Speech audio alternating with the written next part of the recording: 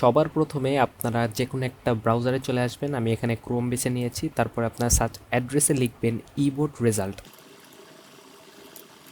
তো আমি এটা লিখে যখন সার্চ করব, এখানে ভিডি লেখার দরকার নাই, ভিডিটা আমি কেটে দিচ্ছি।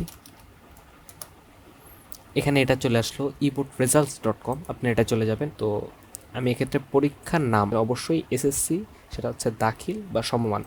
এটার পরে পরীক্ষার সাল, এরপরে একটি বোর্ডের নাম দিবেন, যে বোর্ডে আপনার পরীক্ষা দেন। আমি এখানে ঢাকা বোর্ড দিয়ে দিচ্ছি। ফলাফলের ধরন এক্ষেত্রে একক বা বিস্তারিত ফলাফলে ক্লিক করবেন। পরীক্ষার্থীর রোল নম্বর এটা অবশ্যই ইংরেজিতে দেবেন, এসএসসি পরীক্ষার যে রোল নাম্বার সেটা।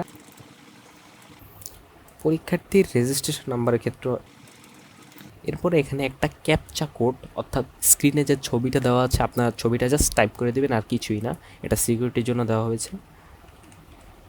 এবার ফলাফল দেখুন বাটনে ক্লিক করলে আপনার ফলাফলটা দেখিয়ে দেওয়া হবে। তো সেক্ষেত্রে ফলাফলটা আপনারা দেখতে পাচ্ছেন, আপনারা আপনাদের ফলাফলটা দেখতে পারবেন। তো এই ছিল আমার ভিডিও, বেশি কথা বাড়ালাম না। যদি মনে হয় ভিডিওটা কাজে এসেছে, এ ধরনের এডুকেশনাল হেল্পফুল ভিডিও আপনারা পেতে চান, তো আমার চ্যানেলটা সাবস্ক্রাইব করতে পারেন। দেখা হচ্ছে পরবর্তী ভিডিও।